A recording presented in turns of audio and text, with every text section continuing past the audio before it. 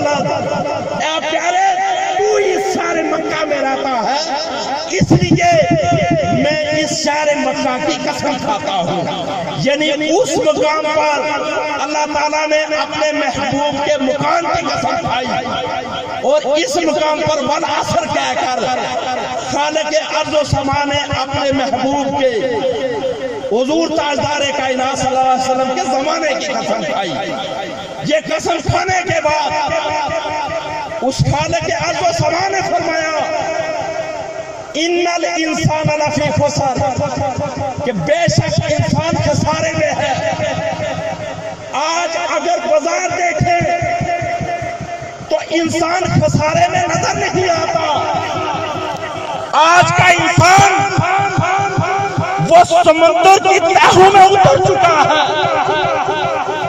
آج کا انسان وہ فضاؤں کو چیرتا ہوا نالگو آسمان کی طرف رواں دواں ہے۔ آج کا انسان وہ بلند و بالا چوٹیوں کو وہ چھید چکا ہے۔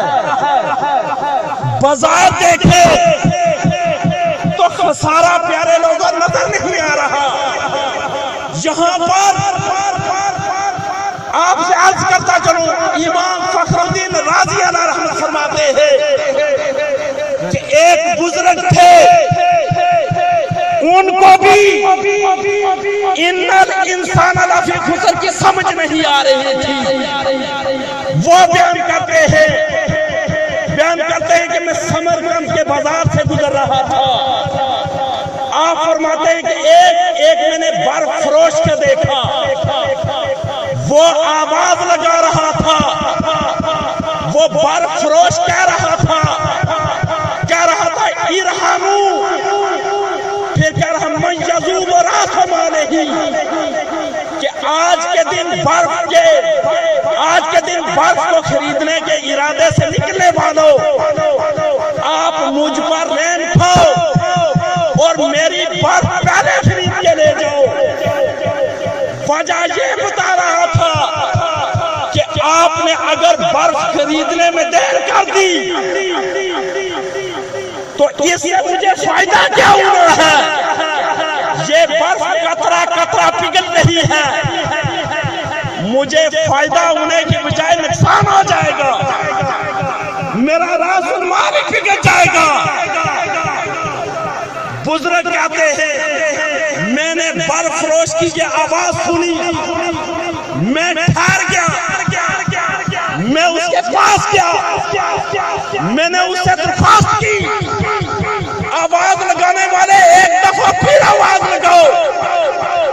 وہ کہنے لگا، برف فروش کہنے لگا، آواز لگا رہا تھا، وہ کہنے لگا ارحمو من یذوب راکم علیہ، کہ برف خریدنے والوں مجھ پر رحم کھاؤ، اس لیے کہ میری برف پتلا، وہ اس لیے کہ میری برف جو ہے قطرہ قطرہ پگھل رہی ہے۔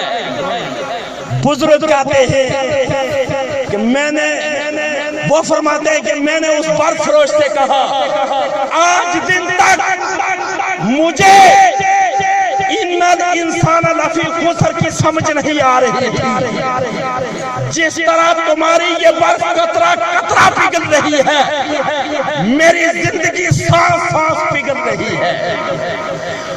ہم ہر لمحے ہر منٹ ہر گھنٹہ موت کے قریب ہو رہے ہیں، اور پیارے صاحبوں